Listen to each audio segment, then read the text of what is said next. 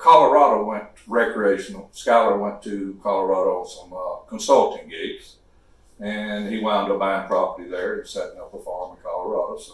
So we already had our place here, so we just come in and went to setting up here. So we were 3 state licenses at the time. So we came back here focusing on that. Skylar was in a relationship that, had kind of soured on him, I guess, and as young men go. So he went back to California, was going to be at a place in California for a bit. And, well, he made a big mistake.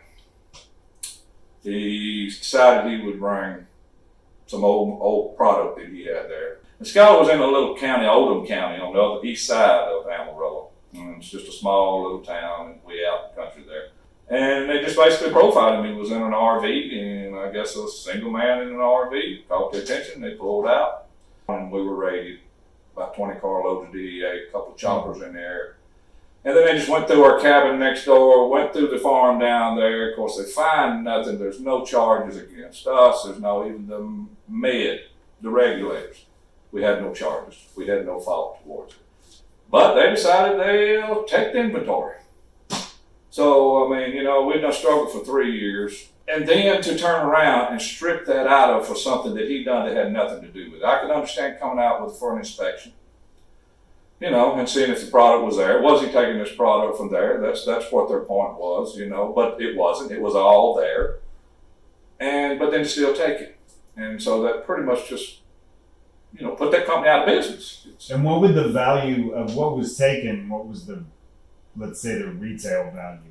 Close to $1 million, between $800,000 and $1 million of gross. Now that gross is broke all up, 22.5% of that would have went to the state and the county and the whole deal. And at sentencing, they basically used his legal interest as relevant conduct, they call it. It actually, they pumped him up to 60 months, $150,000 fine. Skylar's never been in trouble before. It's the first timer. My biggest point that really gets me over the whole thing, and of course, and worried about my son and sitting in prison now and this virus thing going on. Prison down in Pensacola, Florida, Softly Field. And it's a camp. He works over on the military base and stuff. But with this virus and thing going on, and when you look at the situations they're in down there, there's no way to distance these people. But they quarantined them to 14 days. There's no distance between you at all in any way.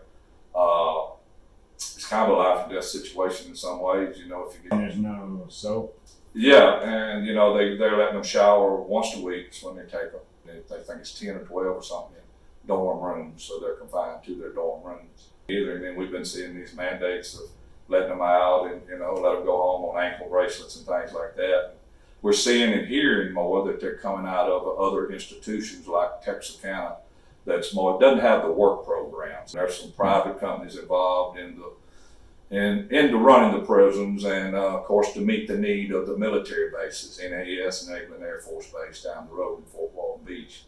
And they pay them 13 cents 13 cents a day, I believe it is. The quarantine and things, they're going to quarantine, but then some they still take to work on here. So it's not, there's someone whose financial best interest is in not releasing. Right, there's 700 something inmates in this institution. I ain't heard of none of them walking out yet. And every one of these inmates here are trustee status, so they wouldn't be there.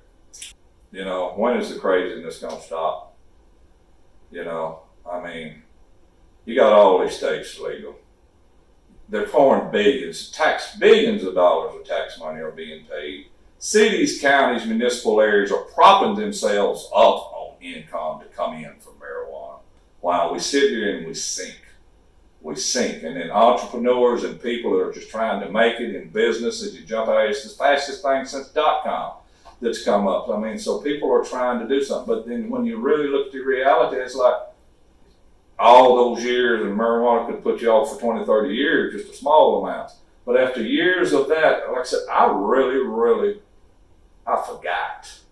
And I know my son, he's young, he didn't know this side of things. He knew Mendocino, he knew California, he knew how cannabis was viewed there. He only knew it from a legal standard. But it damn sure still don't deserve the sentence that he got, and it goddamn sure don't deserve sitting there where there's a death sentence that could possibly happen. This shit's got to change.